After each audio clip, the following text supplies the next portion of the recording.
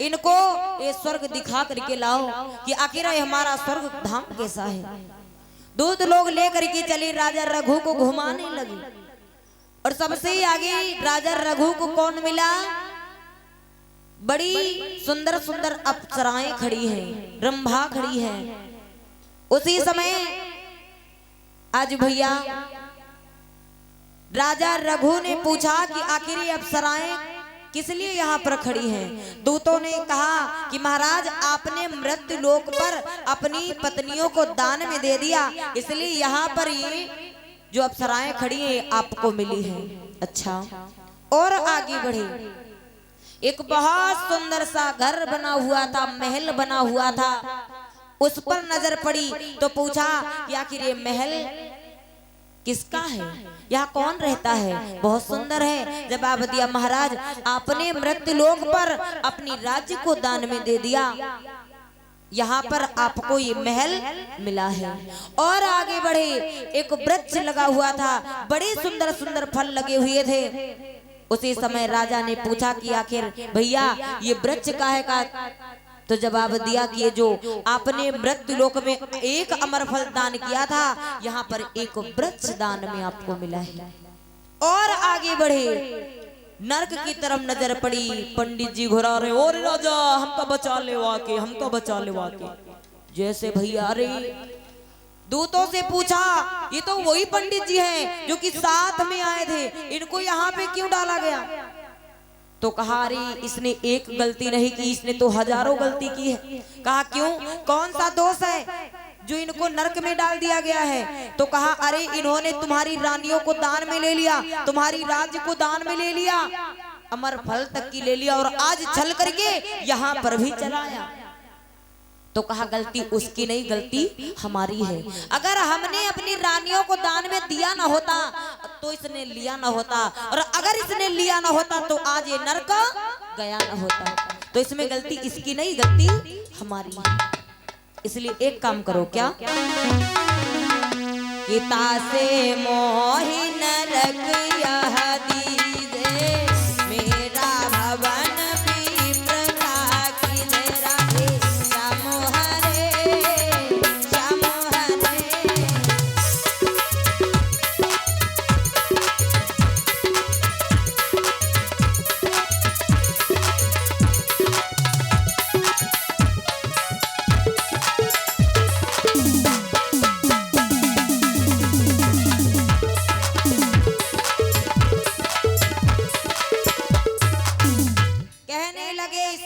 हमारी है, ये नरक जो इसे मिला है, ये नरक हमें दे दो, जो कुछ हमें मिला सो इसे दे दो।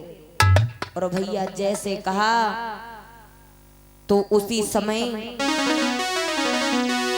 लिया रघु ने विप्र को तुरंत ही उसे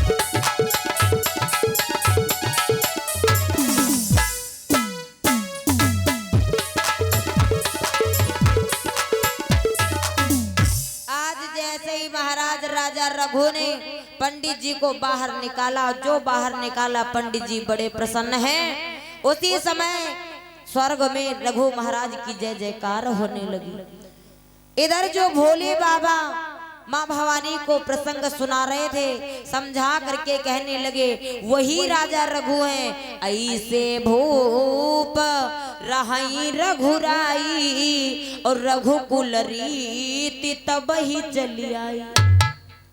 कहा ये वही महाराज राजा रघु हैं जिनकी बात कर रहे हैं महाराज दशरथ, और कह रहे हैं कि रघुकुल रीति सदा चली आई और प्राण न जाई बरु बचन न जाए। अरे हमारे रघुकुल की रीति है, जो भी मांगना चाहो वो तुम मांग सकती हो। आज हम बहुत प्रसन्न हैं। और भैया जैसे कहा तो केकई कहने लगी कि महाराज अगर आप देना चाहते हैं तो हमारे जो 2 वरदान आपके पास पड़े हुए हैं, बहुत दिनों से मैंने कभी मांगा नहीं, तो मैं वही दोनों वरदान मांगना चाहती हूँ। तो बोले मांग लो, आज मांग लो, जो कुछ भी मांगना चाहती हो। केकई कहने लगी ऐसे नहीं मांगेंगे। अरे पहले राम की सौगंध खा करके कहा, कसम खाओ कि जो मैं मांगूंगी वो तुम हमें दे दोगे। महाराज दशरथ ने कहा कि हाँ मैं तो राम की सौगंध खा करके कह रहा हूं कि जो भी आज तुम मांगोगी वो मैं तुम्हें। आज पहले वरदान में केकई महाराज राजा दशरथ से मांगती क्या है बताया गया है कि प्रथम देवो वर यही समाजा,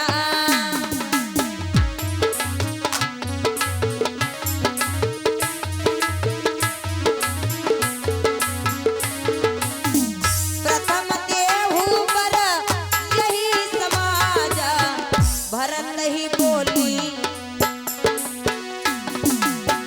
भरत ही बोली करहु राजा।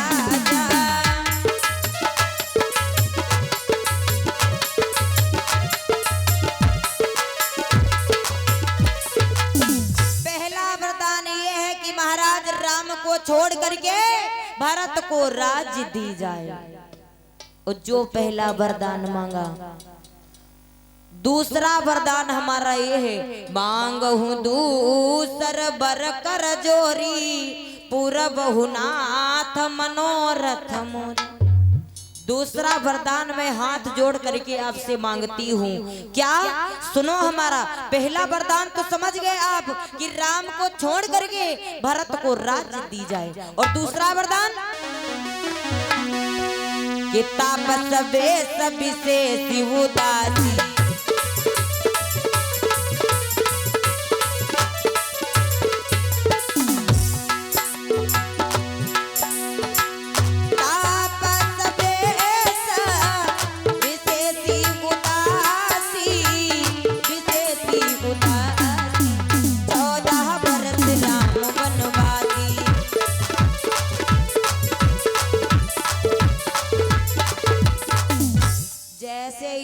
उन्होंने कहा कि दूसरा वरदान यह तापस भेष विशेष उदासी और 14 बरस राम वनवासी।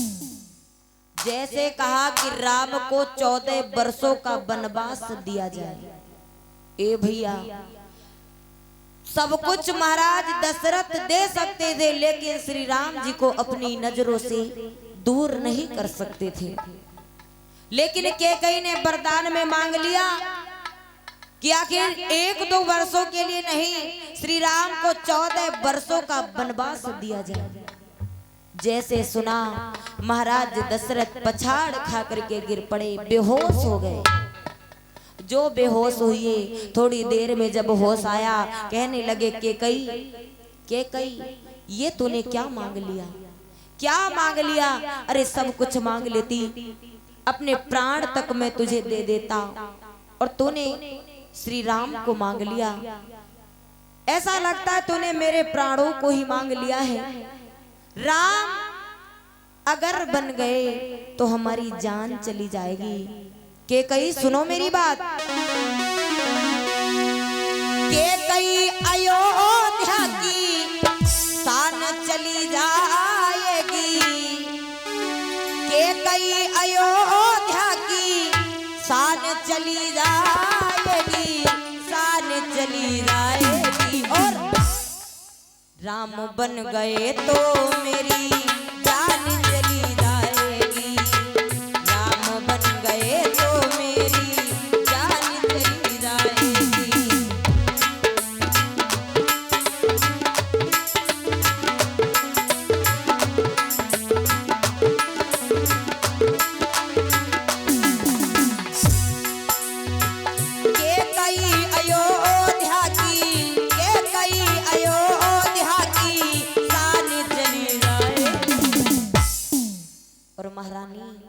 राम बन गए तो मेरी जान चली जाएगी, राम बन गए तो मेरी जान चली जाएगी।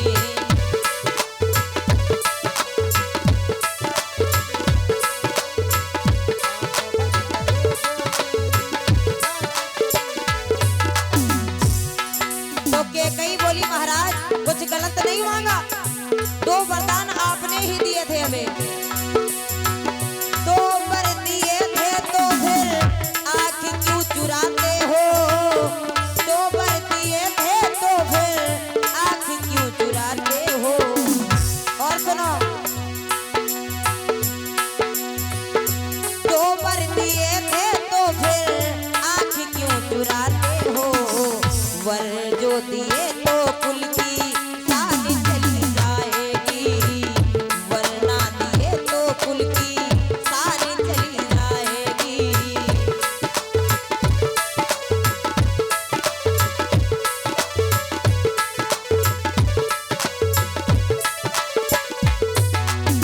अगर वर नहीं देना चाहते हो तो कुल की आन मान शान सभी चली जाएगी।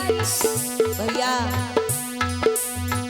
वक्त ने इंसान को क्या क्या बना दिया, खाए थे कुछ जग को ऐसे जालिम बना दिया।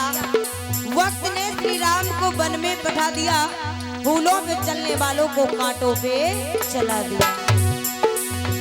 के कई अयोध्या की, के कई अयोध्या की शान चली जाएगी, राम बन गए तो मेरी जान चली जाएगी, राम बन गए तो मेरी जान चली जाएगी, राम बन गए तो मेरी जान चली जाएगी, राम बन गए तो मेरी जान चली जाएगी। जैसे महाराज दशरथ कहते हैं कि अगर श्री राम जी छोड़ करके हमें जाएंगे तो मेरी जान चली जाएगी। और तूने ये क्या मांग लिया, तूने आन मान मर्यादा सब कुछ मांग ली, जो कुछ है अयोध्या में तो श्री राम का है। अगर श्री राम ही नहीं रहे तो मैं भी जी नहीं पाऊंगा।